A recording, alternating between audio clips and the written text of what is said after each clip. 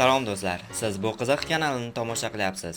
Bir necha 10 yillar ilgari faqatgina xabarlar almashish uchun mo'ljallangan pagerlar o'rnini mobil telefonlar egallay boshlagan bo'lsa, hozirda smartfonlardan foydalanmoqdamiz.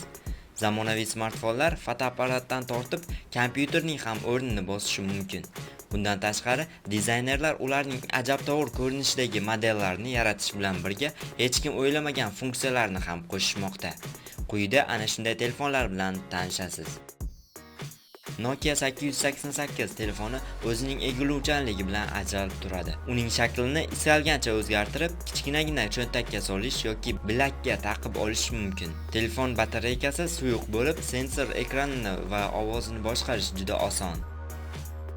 Nokia 3250 2006-yil chiqarilgan bo'lib, u musiqa ixlosmatlari uchun mo'ljallangan edi. Uning yana bir ajralib turadigan jihati, telefonning pastki qismi istalgan tomonga burilardi. Ammo ko'pchilik uni boshqarish qiyinligidan shikoyat qilgan. Xitoyning Shenzhen Hop Industrial kompaniyasi ixcham va yengil Nova EC107 telefonini ishlab chiqardi. Og'irligi 40 grammli bu telefondan video ko'rish va musiqa eshitish mumkin bo'lib, 2 dyumli sensor ekran, FM radioga ega va micro SD kart ham joylashadi. Telefon USB kabel orqali quvvat oladi. U dunyodagi eng yengil va eng aqlli telefon sifatida Guinnessning rekordlar kitobidan o'rin olgan. 2005-yilda ishlab chiqarilgan bu telefon o'sha davrning buklama telefonlariga o'xshab ketadi. Lekin ulardan farqi, telefon ochilgan paytda unga o'rnatilgan mexanizm orqali Marc Jacobs EDP atiri purkaladi. Bu telefonning narxi $1200 edi.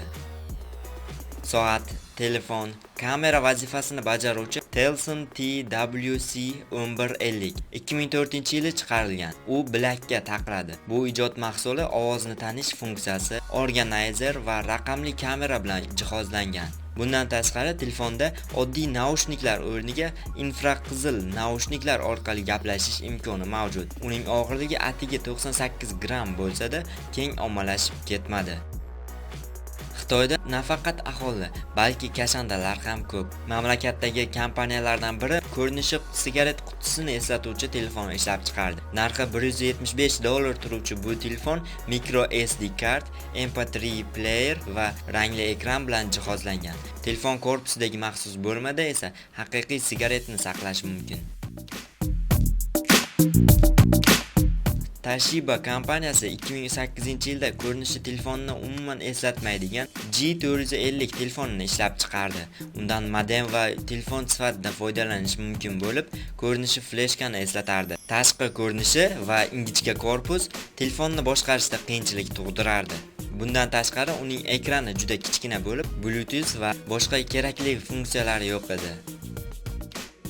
Bang & Olufsen va Samsung kompaniyalarining Serena deb nomlangan telefoni televideniya va radioni o'zida mujassamlashtirgandi. Klaviatura aylana bo'ylab joylashgan. Alyuminiy dock stansiya esa telefon stol ustida turgan paytda displeyni o'girish imkonini berardi. Telefonning narxi $1275 edi.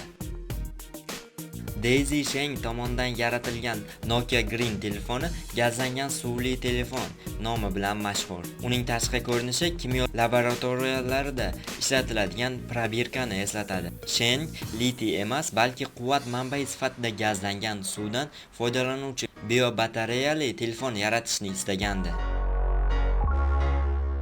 2009-yilda C-Tech savdo yarmarkasida Fujitsuning Chameleon deb nom olgan telefon namoyish etildi. U dizayner Hiroyuki Tabuchi tomonidan yaratilgan bo'lib, qayerda tursa o'sha joy yuzasi ko'rinishiga kira olardi. Vaqt o'tishi bilan bu texnologiyani takomillashtirishdi va telefon istalgan joyda ko'rinmas tusga kirib, ayrimlarning bosh og'rig'iga aylandi.